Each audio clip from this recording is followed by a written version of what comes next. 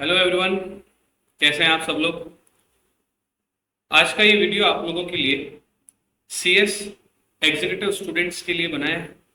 CS executive में specially tax law के लिए डेडिकेटेड ये वीडियो है।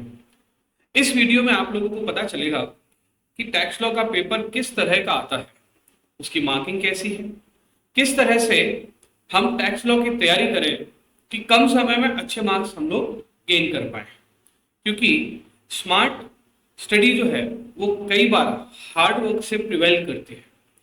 तो मैं आपको लेके चलता हूं टैक्स लॉ के पेपर के पैटर्न के सफर पे।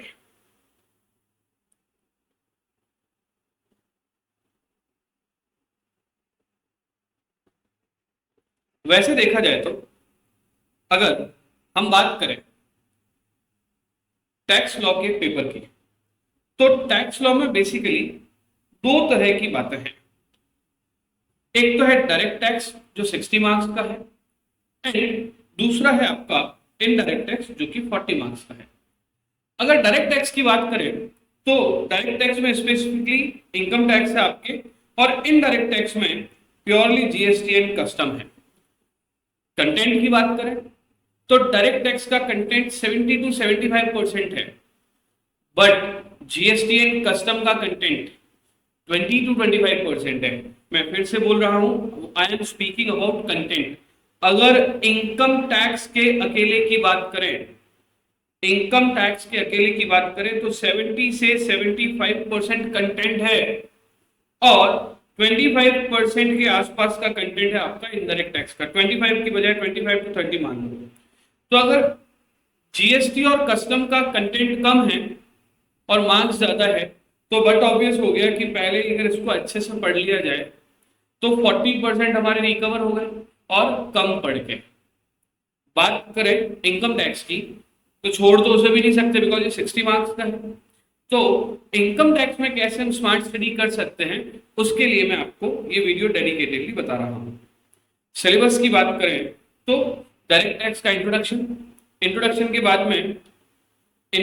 बाद में आपका जो नेक्स्ट चैप्टर है वो है बेसिक कॉन्सेप्ट। बेसिक कॉन्सेप्ट के बाद में एग्जेम्प्टेड इनकम।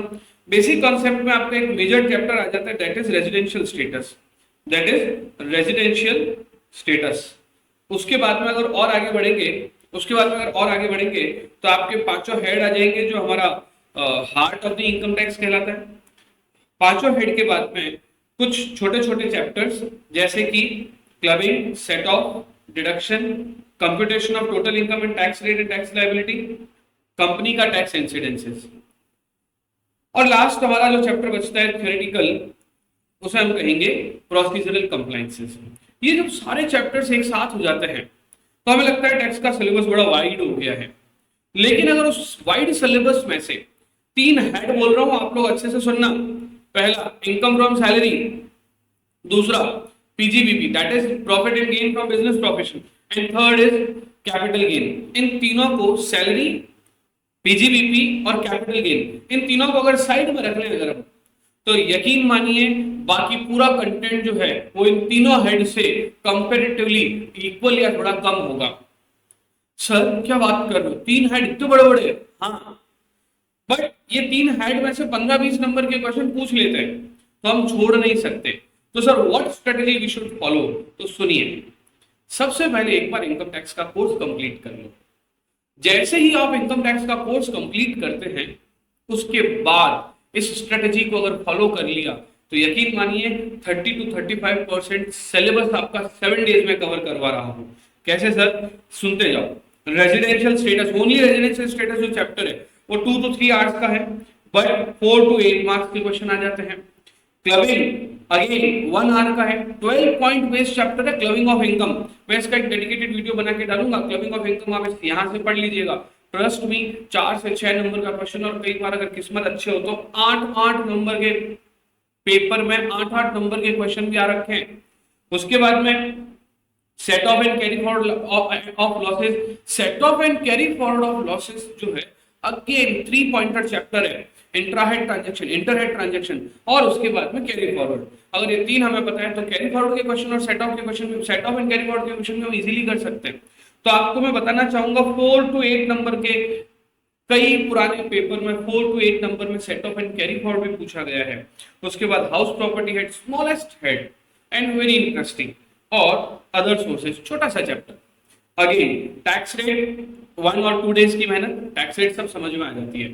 अगर ये हमने कर लिया ना, अगर मैं कहूँ कि इसमें डिडक्शन और एग्रीकल्चर इनकम का तड़का लग जाए, तो वैसे देखा जाए तो ऑलमोस्ट सारे चैप्टर्स कवर हो गए। लेकिन इनमें आपको 30 to 35 मार्क्स मिल रहे हैं, और ये सारे चैप्टर अगर डेडिकेटेडली पढ़ें तो 7 to 8 डेज में पूरा ही खत्म हो जाएगा। बिजनेस प्रोफेशन अकेला 5-6 दिन ले लेता है, सैलरी अकेला 3-4 डेज ले लेता है, कैपिटल गेन अकेला 2-3 डेज ले लेता है। इन सब को हम एक साथ पढ़े तो 7 डेज में सारे चैप्टर्स हो जाएंगे, और 7 डेज के अंदर हम 30 to 35 मार्क्स को कवर कर सकते हैं। तो स्ट्रेटेजी में हम लोग अगर देखें, अगर हम लोग अपनी स्ट्रेटेजी में देखें तो हमें क्या फॉलो करना है, बहुत गौर से सुनिएगा मेरी बात को। कैटेगरी ए में salary, business profession and capital gain रखा है, क्योंकि कंटेंट वाइज और मार्क्स वाइज दोनों बड़े बड़े चैप्टर्स है। कंटेंट में भी 20-25 नंबर का ये पूछ लेते हैं कई बार, 20 से 25 नंबर का। बी कैटेगरी में हमने ये सारे चैप्टर्स रखे हैं, और सी कैटेगरी में, बी कैटेगरी में कौन से, जो मैंने अभी पिछले स्लाइड में आपको बताया, और सी कैटेगरी में सारे के सारे बचे हुए चैप्टर्स आ गए। तो स्टूडेंट्स, इस YouTube वीडियो को आप उन सब बच्चों को शेयर कीजिए जिनके